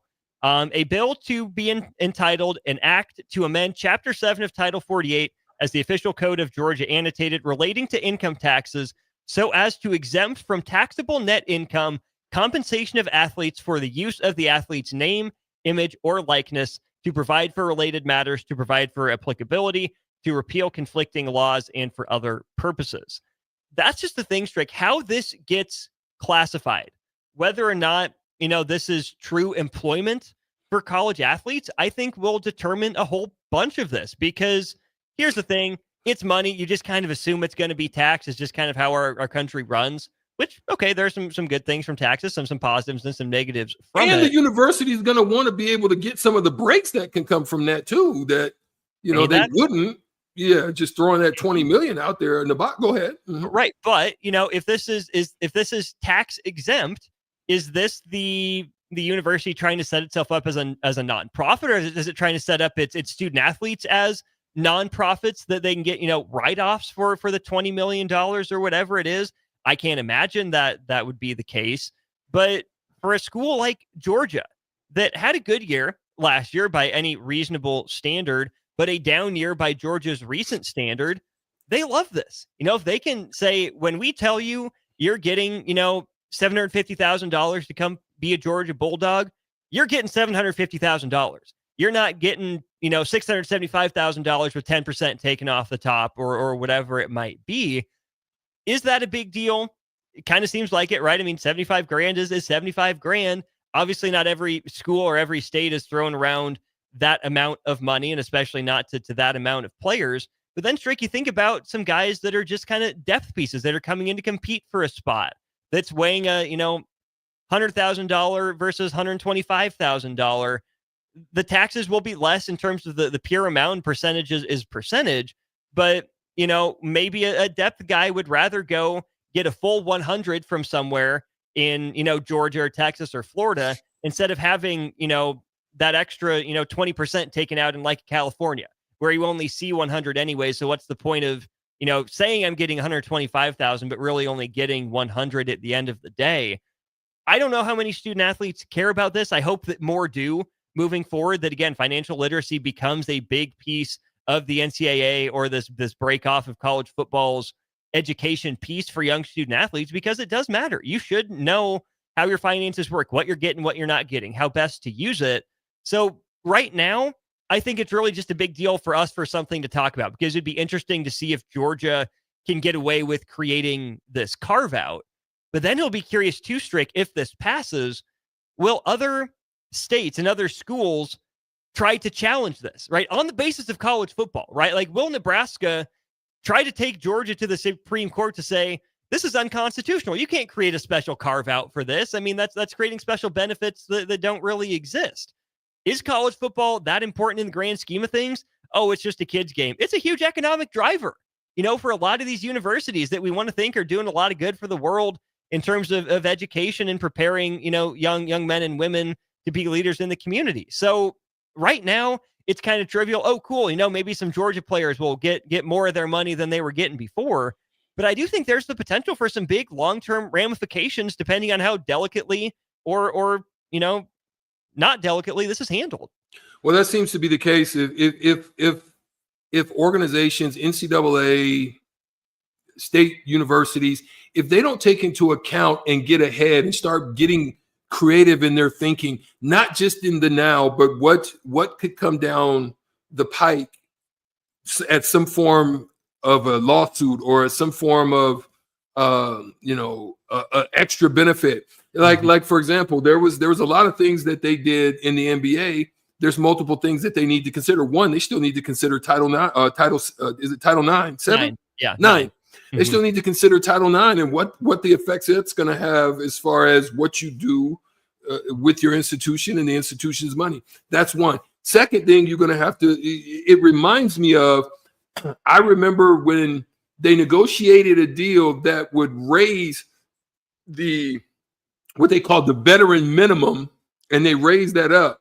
But you think on the short term that's good for you, but you look at the long term of those effects, it's really negative for you, because it's they look at you and say, okay, you're a veteran.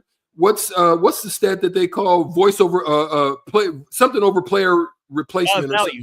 Value over replacement. Value over replace. So they start looking at those metrics and they start coming to the decision to say, well, veteran minimum, regular minimum to a young 19-year-old that's in the G League right now. Yes, we know that he's not a veteran. We could use this veteran, but maybe we'll take a flyer on this guy. So you end up losing as a veteran because of the fact that you're a veteran, and they have to pay you more. So there's things like that I don't know if they're considering when they're looking at this, because if you're looking at it in a microcosm and not a macrocosm, at some point you're going to make a mistake, and then you're going to end up going back in the cycle and getting caught in the spin. So if it's up to you, Stricky, do you think this is a good thing that Georgia is doing, or do you think it's going to lead to more problems down the road? Well, okay. For me, speaking on the situation is difficult because it's really hard to measure. But let me try to measure it by this. You're aware of Africa and the savannah and the hierarchy and hyenas and lions and so forth and so on, right? Okay. So this is the best way I could try to explain it. One of the things that they try to do is if they attack the buffalo group when they're herded, and it's tough to get in because the big buffalo with the horns are guarding the group. So what they try to do is they try to get them split off. So now they can identify the weak link or the slowest one. I think this is what it sets it up when you're the only individual group that's pursuing this. You have to kind of come together as a conglomerate, as a major group, surround yourself so that you can't be picked off and attacked as a one-offer. You see what I'm saying? You're not a solo dolo. It's better. Like this, what do they call mob mentality? It's better to be a part of the mob than to be a single person trying to go in and defeat the group. You know that. Some of y'all that play, what is it called? The game, the shooting game. Y'all know to stay in a group than trying to go out there and run solo and run into a room and get picked off. What is it called? Shoot. I don't even know where there's so many. The games that the Fortnite and the whatever the other one is. I can't remember.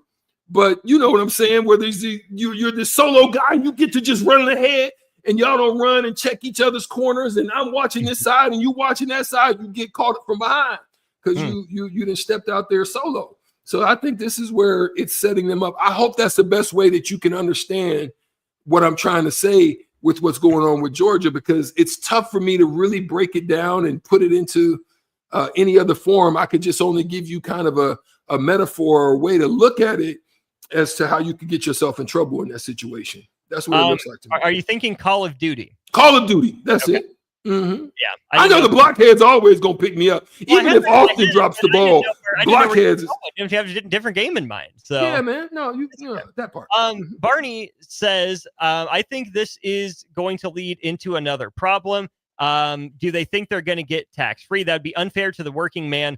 I want my money tax-free too. That's just the thing. How do you determine which industries, because that's really what we're headed toward, right? The college football industry of being an athlete.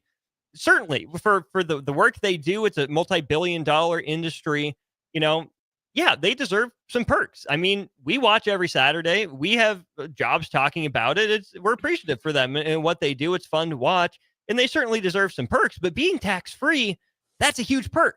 What makes college football, or even just being a student athlete, so valuable or so special and deserving of tax-free income instead of other professions? That's where I think you're right, Tricky. It might be a little bit of a tough hill to climb if they go at it that way, especially if they don't even know how this money is being distributed. Whether it's 1099 employees, non-employees.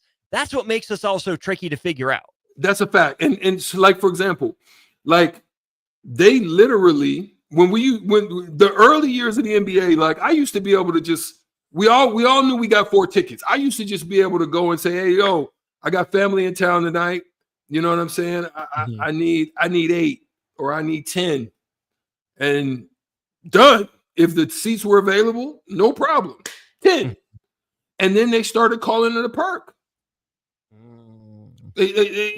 So I had to not only pay for it, but it was taxable to me. It was wild. It was like, dang, man, I'm getting hit upside the head. I can't. So you either had to ask your teammates to see if they had it going on, or you didn't.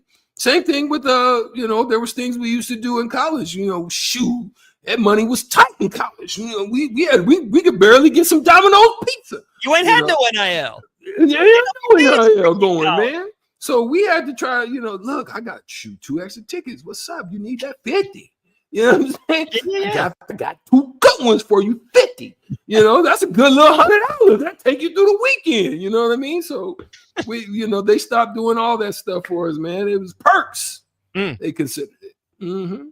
Breaking news out of college football: Ohio State promoting Brian Hartline to offensive coordinator with the departure of Chip Kelly. He was the OC in 2023, co-OC under Chip Kelly last. Deserving. Yeah, that's a guy that hasn't really looked to go anywhere else. Yeah. Who knows what he wants to do with his future, but that's a guy that's been around there as a coach since 2018, program guy, obviously. Well-deserved, just logical, sensible move for Ohio State. Yeah, deserving. Well-deserved. Shout out to him. You know what I mean? I think he's done a good job. He's a tremendous recruiter. Internal raise. I think that's good for Ohio State. It keeps the continuity and everything there. As you said, he's worked with Chip, so I'm sure he's got a lot of great wisdom and knowledge from him of what they've been able to do and a lot of their shifts and changes. It's just making sure the right quarterback's in place now. Bill and Bennett is coming up with some shirt ideas for us on our Sartor Heyman Jewelers text line. So Bill and Bennett, if we go with any of these, you'll get royalties if we can swing it. No promises though. We have made concessions with Evan Bland. He's sticking with us on Wednesdays. Used to be with us at 2:30. He's going to join us Wednesdays at 4:30 moving forward, including today. Let's go to break. We'll talk some Husker football, some Husker baseball with Evan Bland when we get back. Download our app by searching for 93.7 The Ticket in your app store to stay in touch and listen all day wherever you are. More of On the Block next on 93.7 The Ticket and theticketfm.com. When you need a new water heater, nothing beats the ProLine family of water heaters from A.O. Smith. Proline models are built using commercial-grade components, meaning they're built to help you tackle your toughest days. No matter if you need a gas or electric model, A.O. Smith has a Proline unit for you. A.O. Smith, innovation has a name. Call Patriot Plumbing at 402-464-7411 for a great deal on a water heater today. Again, that's 402-464-7411. Have you heard about Advanced Medical Imaging Surgery Center? Located at 7555 Pioneers Boulevard, Advanced Medical Imaging Surgery Center offers compassionate, patient-focused care and provides outpatient surgery services, making it possible to have non-emergency surgery and return home the same day. Advanced Medical Imaging Surgery Center specializes in cardiology, vascular radiology, orthopedics, pain management, and much, much more. Give them a call today at 402-261-1085 or online at amimaging.com. Hi, Sean Callahan here for Cobble Chevrolet GMC, and we wanted to give a special shout out to all of our great customers, thanking you all for a record-setting year in 2024. Now let's get the new year rolling with some big savings. Right now at Cobble, we have some of the biggest discounts in the area with over $12,000 off list price or 0% APR on select new models. So stop on in the dealership or hit us up online at cobblecars.com to get true low country overhead in action. $12,000 off list or 0% APR right now at Cobble. So please stop on in or visit us at cobblecars.com. You'll be glad you did. Get rid of pesky critters once and for all with Bats to Rats. Their expert team is here to help you reclaim your home. No more sleepless nights caused by crawling critters or flapping wings. Bats to Rats ensures a safe environment for every family member. Check the website at batstoRats.com for amazing offers. And if you mention this ad, you'll receive $10 off your initial inspection cost. Call Bats to Rats today at 402-781-8691. That's 402-781-8691. Bats to Rats. Are you a skilled mechanic looking for your next big opportunity? Constructors is hiring. We're looking for experienced mechanics to join our family-owned team. We offer competitive wages, great benefits, brand new service trucks, OEM-level diagnostic software, and career growth opportunities. Positions include lead and A-level mechanics for our shop and multiple field technicians. If you're driven and ready to grow with a company that's been around since 1908, apply today at constructorslincoln.com. Garage doors can break down or quit working at the worst times. At Doors Plus, they understand that a broken garage sometimes means repair and not replace. Sometimes, all you need to make your door like new again is a few bolts, realignment, or even a new balance. Trust the pros at Doors Plus to handle your garage door repair the right way so you can get on with your busy schedule. Visit them online at doorsplusllc.com or give them a call at 402-590-5800. With UBT, you've got total control over your money. Like Doug, who runs his game day tailgate like a well-oiled machine. I got burgers, brats, chicken, dogs, plus all the fixins. And with the UBT Go app, I can track my food spending from anywhere. Pro move. They don't call me Grill Sergeant for nothing.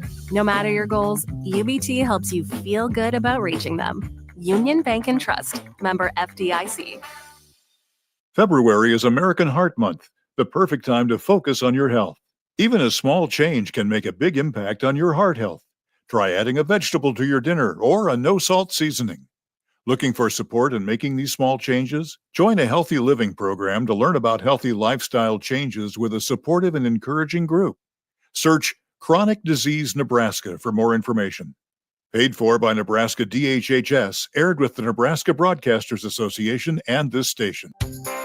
Jack Russell of Farm Bureau Financial Services is here to help you protect things that are most important to you. Whether it's your home, your family, or your future, Jack Russell has the proven experience to get the job done while developing authentic relationships with you. Give Jack a call today at 402-421-9100. Again, that's 402-421-9100 and learn how you can excel in the complicated world of insurance. Jack Russell of Farm Bureau Financial Services, a trusted and well-respected representative since 1999.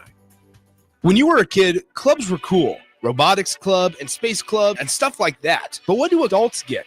Book clubs and quilting clubs? Nah, forget that. How about margarita clubs and old-fashioned clubs? Get to Upside Bar and Lounge for the best clubs in town. Try all 10 varieties of Upside margaritas or old fashions and take home a free souvenir glass. Grab the whole crew and pair it with taco night on Mondays or whiskey Wednesdays. Upside Bar and Lounge at 29th and Pine Lake. Now back to On the Block with Strick and Austin on 93.7 The Ticket and theticketfm.com.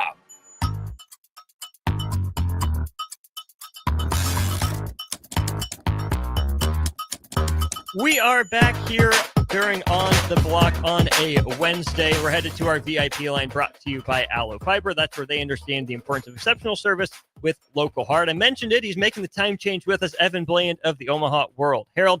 Evan, just first and foremost, thanks for making the time change with us here. Also a time change for De'Aaron Fox. He's a couple hours earlier than he was. He moves from Pacific time to Central time. It happened. We teased it last week. Wemby has his point guard for the future.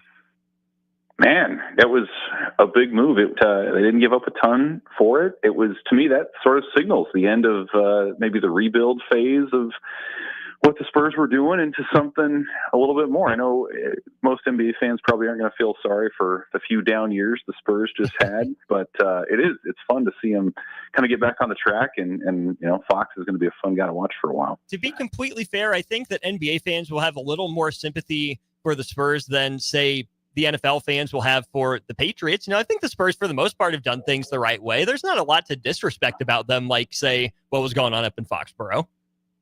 No, that's true. I think it just comes down to, like, you could just hear the eye rolls when they got the first pick and got Wemby a couple years ago. And it's like, I mean, they just were blessed with good fortune. You get David Robinson, you get Tim Duncan, and you get Wembanyama, and it's just like, I think there were a lot of, if I was a Hawks fan or a Hornets fan or something, man, I'd just be like, seriously? Like, where's our generational player to build around? But, we'll take it and, see where it goes from here.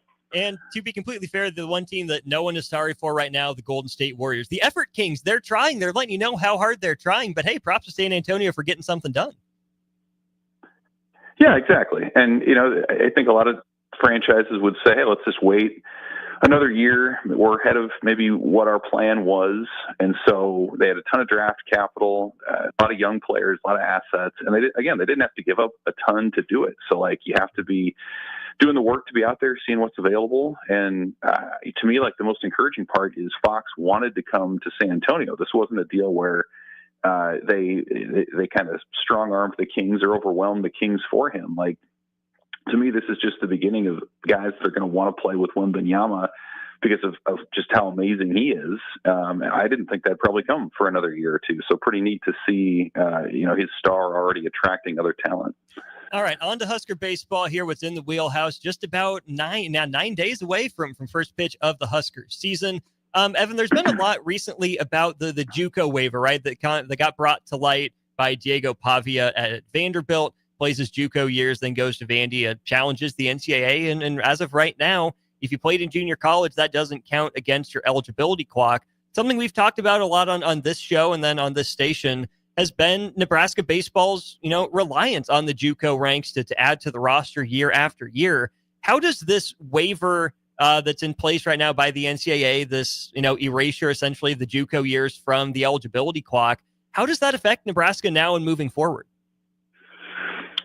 Well, I mean, it takes what looked like it would be a one-year team or at least a one-year offense this year into being a two-year lineup potentially, where you're going to have most of your field now suddenly could be back in 2026. Josh Overbeek at third, Rhett Stokes at second, Tyler Stone at first are all guys who went the junior college route, and a number of other players as well. So, like, and it's interesting, I think, in a bigger picture discussion as well because of what you said. I mean, Nebraska has recruited the junior college ranks pretty heavily. Their entire coaching staff has JUCO backgrounds and ties and connections. And I think it's interesting, too, when you look at just the Nebraska athletic department in general, people are going to think of Deshaun Singleton from the football team. He took advantage of that ruling to come back for another year. But for the most part, I mean, baseball by far has the most junior college players who come to their program. So it's a situation where if this becomes something regular down the line, like it's been proposed that junior college years may not count toward a player's eligibility clock eventually, that's going to turn a lot more programs, I think, into the approach that Nebraska is taking with letting guys develop elsewhere before coming to Lincoln. But even if it's just a one-off or a two-off, it does, I think, change the tone for what this team can be, because again, it's a very senior heavy lineup this year. You would imagine in a normal setting that they'd be bringing up some younger players and that you'd have to reset things next year to try to stay old. When, as it turns out, it's possible now for a lot of these guys. Cale Frost is another one. Riley Silva is another. These are all prominent bats in their lineup that suddenly have that option. So they very well may go pro after this year if they have strong seasons. They may decide to move on, as guys have done, but now they also have that option to come back. And it just, I think, gives those guys a few more options. And again, kind of makes this almost a 2-year deal with a lot of the lineup instead of just this season. How big of a deal is experience in being an older team in college baseball compared to sports like college football and college basketball? Yeah, it's really important, especially in a lineup. Like you just need to, I mean, like you see it all the time. Teams that make the College World Series, that make deep postseason runs, like they just have veteran lineups. And it's not to say you don't see a freshman hitter or two kind of jump in and contribute, but like you want guys that know the strike zone well, they know their own games, they know where they fit, they're physically mature enough to be able to do damage to a baseball. Not quite maybe so much on the pitching side. Like obviously you'd still like to have older guys, but I think you see younger pitchers break in to more prominent roles sooner than you do hitting. And so really since the pandemic and since the portal's taken off, like this has become a huge thing where if you want to compete, like it's really hard to get a huge class of freshmen and let them grow for a couple of years. You're going to take your lumps.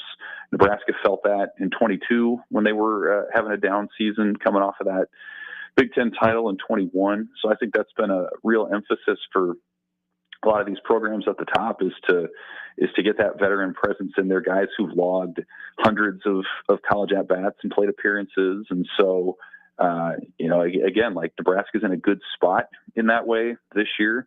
They probably were on track to be in a decent spot next year. But, hey, if you can bring back, again, some proven contributors into that mix for another year, I think that just adds to sort of the momentum that Nebraska is looking to build.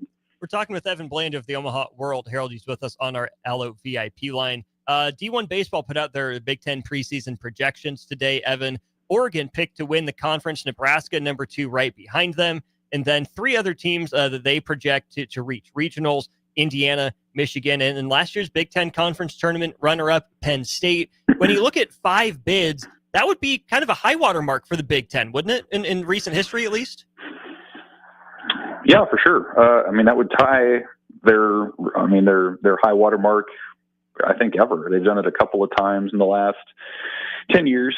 And, of course, you have to factor in the new West Coast presence that they have. So Oregon would be a part of that. And so in some ways, you're siphoning a lot of what was the Pac-12, which had been sort of the third, maybe best, strongest conference in college baseball. And you're spreading that out now into the Big 12 and part of that now into the Big 10. So, I think a lot of those make sense. Oregon makes sense to me. Nebraska makes sense. Indiana, I think, makes sense. Penn State's fascinating. Everyone's going to remember the run they made to the tournament final against Nebraska last year as an 8 seed, but they lost a ton of their talent to the portal or to graduation. And so they have a new staff. They're investing financially in baseball more at Penn State than they ever have. So, it kind of reminds me a little bit of what we just went through in football, where you saw teams like Arizona State come out of nowhere, Indiana come out of nowhere, and largely the reason was because of the portal, and you just didn't really know what they had. I feel like the Big Ten in baseball is full of teams like that, where you're seeing rosters turn over, it's a 40-man roster. You're seeing 25 to 30 new players on a lot of these teams. So, who's to say Penn State maybe couldn't be one of those teams? And there are a number of others that are turning this thing over. So maybe it kind of feels like we have a sense of what the league can be right now, but baseball tends to be unpredictable anyway, especially at the college level. And so when you introduce this level of turnover, it's going to be interesting. So I respect what D1 baseball does. It's not an easy job to prognosticate anyway, and even more so now with so much turnover going on. When you look at Nebraska's schedule too, Evan, Nebraska only gets Michigan off of that list out of Oregon, Indiana, Michigan, and Penn State. That strikes me as kind of a risk-reward proposition for Nebraska where, yeah, they missed the Big Ten heavyweights, which you would hope for the Huskers' sake, would lead to some more wins in conference play, but not maybe as good for the resume. What do you make of Nebraska only seeing Michigan out of that group? Yeah, I think if you were talking about a schedule like 7 or 8 years ago, maybe you'd worry a little bit about that, but they're so loaded up in the non-con and in the midweeks that, I feel like whether you miss Oregon or whether you miss Indiana, it doesn't make that big of a difference unless you really need those wins later on. Maybe you're on the line and you need a little bit of something to boost the resume. But I just feel like, again, the first month is going to be so critical to winning. If you can go 500 against that schedule in the first month, you put yourself in a pretty great spot. The midweeks are going to be a conversation down the road. Those will be challenging. Creighton, Kansas State, and Kansas, and some of these teams that have been pretty good recently. So I guess to me, it's almost an advantage if you're Nebraska, where you feel like your schedule's strong enough to stand on its own in terms of winning an at-large bid. But then when you're talking about the conference and the fact that everyone's missing 6 opponents in a 17-team league, any edge that you have, I think, is going to be beneficial. One, I think, is going to be travel. We've talked a little bit about that, where Nebraska's only moving a time zone or 2 away. They're not going coast to coast the way that Oregon's going to have to. And they're pegged as sort of a favorite in the league. That's going to be a challenge. And then, like you mentioned, they miss Indiana, they miss Illinois, which has been pretty good. They miss Penn State. So it sets up pretty well for them to be in a good spot toward the top of the standings. And obviously you'd love to have that automatic bid the way that they got last year by winning the tournament. But if you don't, I still think the schedule that they've set up outside of the league, and again, maybe some of those guys in the league will be pretty good and surprised, but I think that schedule outside the league sets them up to where they maybe don't have to play the strongest possible schedule to get the committee's attention. We've talked a lot about pitching here, and I want to keep harping on that because it is shaping up to be the strength of Nebraska's team in a lot of ways. When you look at the pitching for Nebraska, Evan, is it a Big Ten level strength where they will be, one of the best staffs, at least projected to be just in the Big Ten? Or do you think Nebraska's pitching can be a legitimate national level strength for them this year?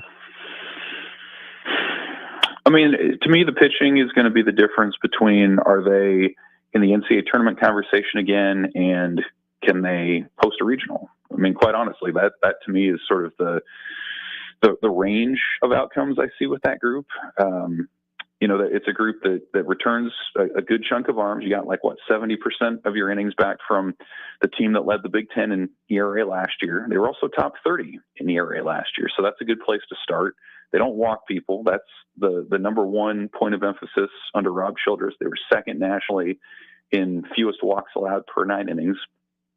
So I think, to me, it's going to start with, can you get a few more strikeouts? That's been an area where they've lacked in recent years, and maybe that comes on the back end with Luke Broderick, who comes on as a closer. Maybe that comes in Carson Yasa, who's a redshirt freshman, who's harnessed his command and may really be a breakout candidate this year. That's kind of that next step. And then it's about pitching depth too. I mean, they had a couple frontline starters last year, and I think they will again this year. The question is going to come down to, can you fill the back end of a game, that 7th, 8th, 9th inning? And then how do you feel about the midweek? It's, for a couple of years now, Nebraska's kind of drawn names out of a hat to see who's going to pitch on Tuesday or Wednesday.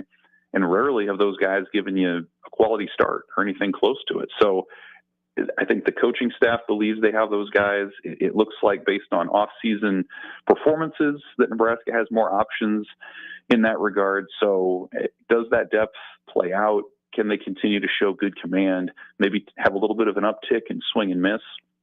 And I think if you do all that, statistically, your numbers are right on par with the top 25 teams in the country. And so a lot of people think that's where Nebraska is starting right now. And I think the base of that's going to be what those arms do in the second year with Rob Childress back as pitching coach. And part of the basis for that question, Evan, too, is Nebraska loses the Big Ten pitcher of the year in Brett Sears, right? Who was masterful in Big Ten play. But then you see when you get into regionals, right? SEC teams like Florida, Nebraska didn't see Oklahoma State, obviously.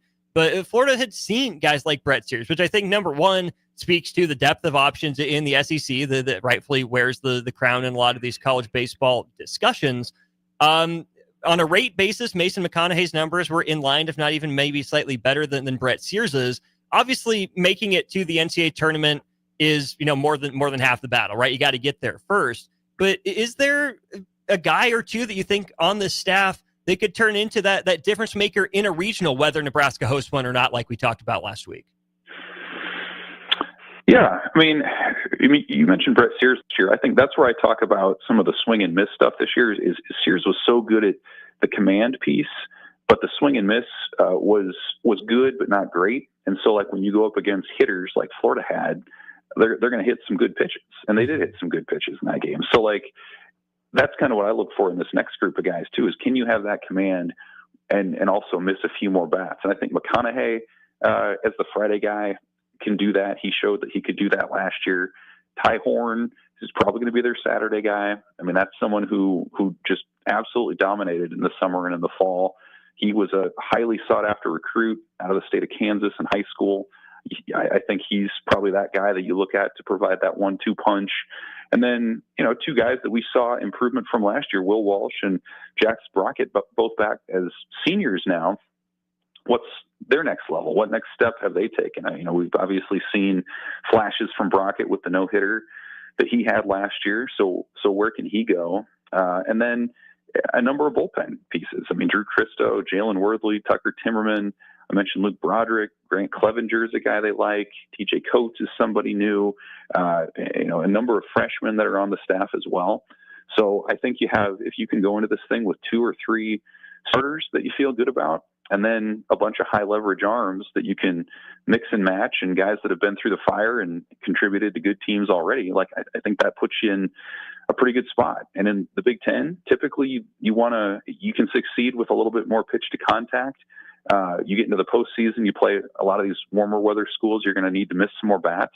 I think Nebraska, at least at this point, appears to have the arms to where they can sort of match up with either kind of lineup. There you have it from Evan Bland of the Omaha World Herald. Check him out on Twitter at Evan Bland, OWH. Find his work at omaha.com. Evan, 7 days from now, we'll be talking about the games, not just hypotheticals, not just projecting what's actually in front of Nebraska.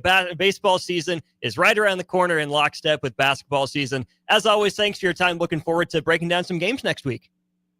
Sounds great, Austin. See ya.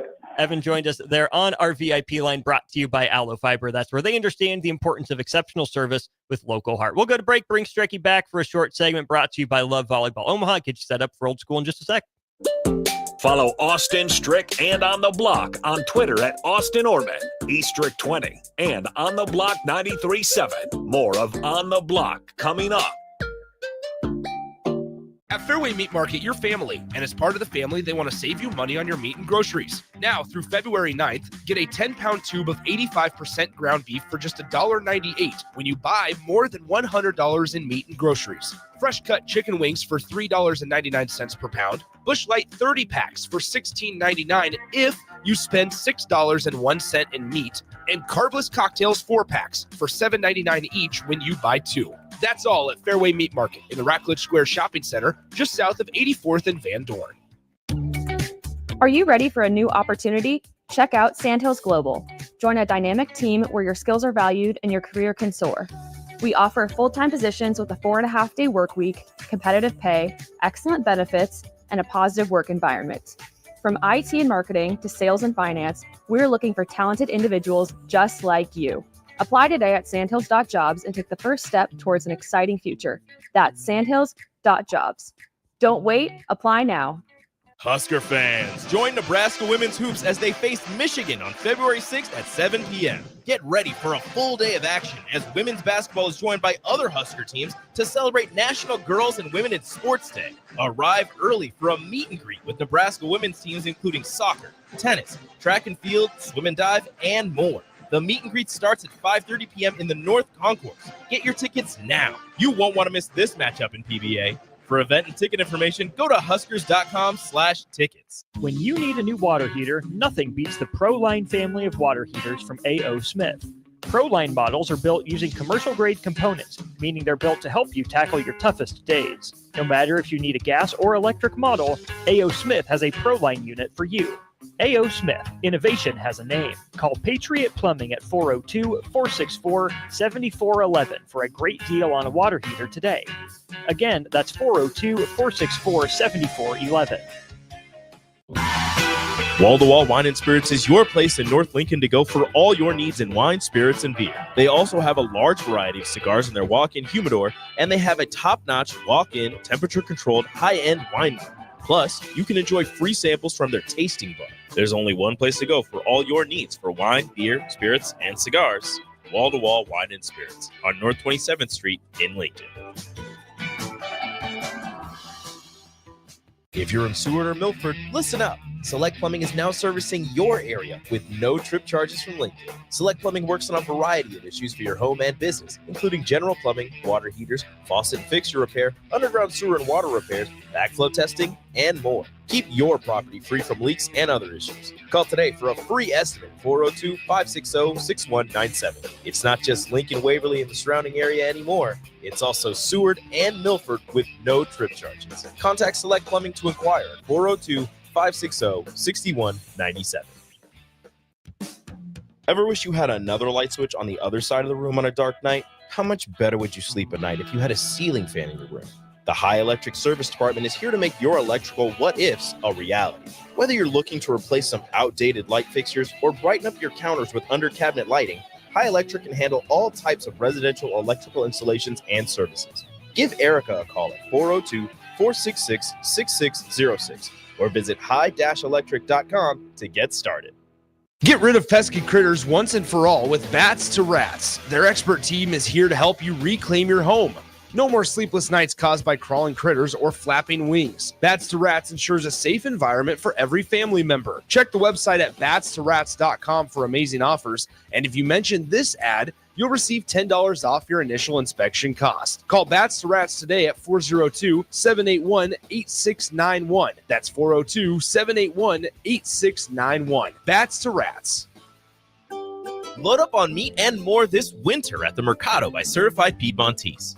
This week's special through February 11th is $2 off burgers, limit of 2, 20% off sauces and spices, and 5 pounds of 75/25 ground beef for $20. Limit of 2 while supplies last. Locations at 84th and Havelock, 30th and Yankee Hill, and now 85th and Old Cheney in Lincoln, or 168th and Maple in Omaha. Get to the Mercado today for the best meat in town. Are you a skilled mechanic looking for your next big opportunity? Constructors is hiring. We're looking for experienced mechanics to join our family-owned team. We offer competitive wages, great benefits, brand new service trucks, OEM-level diagnostic software, and career growth opportunities. Positions include lead and A-level mechanics for our shop and multiple field technicians. If you're driven and ready to grow with a company that's been around since 1908, apply today at constructorslincoln.com.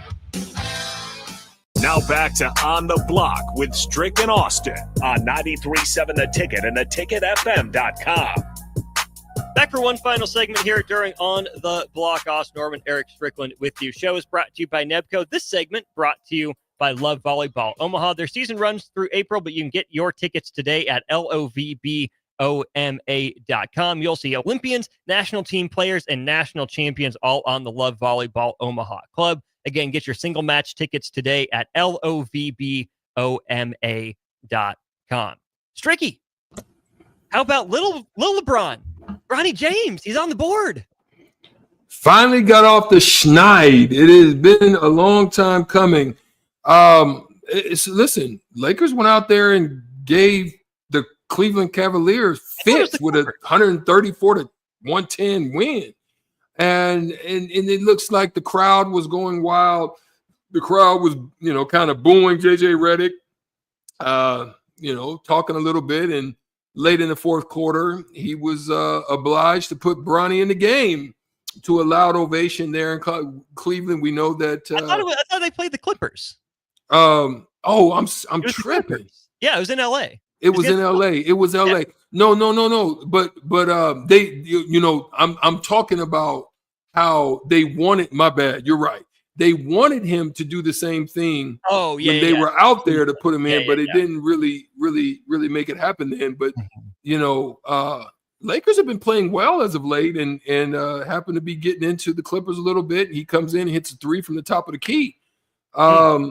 So it's kind of good to watch it happen. You're absolutely right. I forgot, but I do remember that they hoped that it would have happened in Cleveland, but it did not. It did happen with the Clippers. That's absolutely right. To your point, Stricky, the Lakers are 8-2 in their last 10 games. They're all the way up to 5th in the West. It is still obviously a crowded conference. I mean, the Grizz are in second place, still 6 games back of the Thunder. Lakers are 4 games back of the Grizzlies, with Los Angeles at 29-19 right now. But the Lakers only have about a 4.5 game on the 10th seed and the 11th seed right now, which are the Mavericks. Luka Doncic going to make his debut most likely on Saturday when the Lakers play against the Pacers. What are you expecting for this Luka LeBron partnership in LA? What do you think Luka's debut looks like? You think it's decently smooth? Do you think it's pretty rocky in the debut? I don't know. For some reason, it looks like in some ways it's invigorated LeBron a little bit, right? I think it'll allow him to get a little bit more rest, to get him, a little bit more, not necessarily having to overly handle the ball, save some of his legs, because you'll definitely be able to turn the thing over to Luka and let Luka have magic there in LA. No pun intended to Magic Johnson. But I'm looking forward to observing as a watcher of whether or not JJ Redick has the wherewithal to help orchestrate how that's going to work with those guys playing on together, playing off, similar to what they were trying to do in Dallas. They finally was able to figure out how to get Kyrie in, let him cook a little bit, let Luka, Kyrie off the ball. Kyrie's very good at being able to play off the ball. Now that's going to turn around. He's definitely going to be a dominant ball handler there in Dallas now. Pick and rolls are going to look a lot different there in Dallas because Luka was pretty much looking to score. He overhandled sometimes, get into late trouble and find guys, but he was magical at doing it. So it worked out for him. But now that's the part I'm looking forward to trying to see what JJ Redick as a coach is going to be able to do in kind of facilitating, because look, you've also got to take into account Austin Reeves. Yeah. So it's going to be interesting to see how they all are able to play off of each other when they do so many different things. Austin would usually be that guy if LeBron wasn't handling, but now that's true. I would be. That's probably going to be a little different look. I know we don't have much time here before we turn it over to Jay for old school. Sounds like he will be hopping on, feeling a little better. What do you make of the job JJ Redick's done in his first year as an NBA head coach? Is he doing fine? He doing okay? Doing well? How do you judge JJ Redick so far? I mean, his first year, you're going to have ups and downs. The Western Conference is definitely looking a lot like the Big Ten Conference, and you make a good run like they've made, and you put yourselves to the top tier of the conference. But if you go on a losing streak, you can fall quite quickly down to the bottom half of the conference. So he's done a good job. I think he's put them in a better position than they were last year. I think late in the season last year, after the All-Star break, they were, they had to make a push because they found themselves just trying to fight to stay in it. So they're in a better position now than they probably were. And now with a big shift and a big change, are they going to play defense now? Are they not? So we're going to see a lot of things. We're not going to question what their offensive prowess is. We're going to be questioning if they're going to be able to get stops or not. What games are going to look like? 140 to 143? What are they going to look like now with that Lakers team? And back in the day, we could have called that an all-star game score, except now the all-star games are creeping up to the 200. So I guess we got to get rid of that. So Easter egg, appreciate you hopping on remote. Yeah. Stay safe, my brother. We'll talk to you tomorrow for Thirsty Thursday. No question. Everybody, you guys stay safe out there. The roads are slick. I don't know what it is in Lincoln, but they're definitely quite slick. If you're in the Omaha area, be careful out there. We've seen the trucks driving by the window, so they're at least trying down here in Lincoln. Hope they're doing the same up in Omaha. Big thanks to Love Volleyball Omaha for sponsoring this segment of the show. Heartland of Nebraska Windows for their sponsorship as well. And, of course, title sponsor of our show, Nebco. Check them out at nebcoinc.com. They're looking for some constructors and some mechanics for a couple of their brands. Again, nebcoinc.com to learn more. For Strick, I'm Austin. Don't go anywhere. Old School comes your way in just a moment here on The Ticket.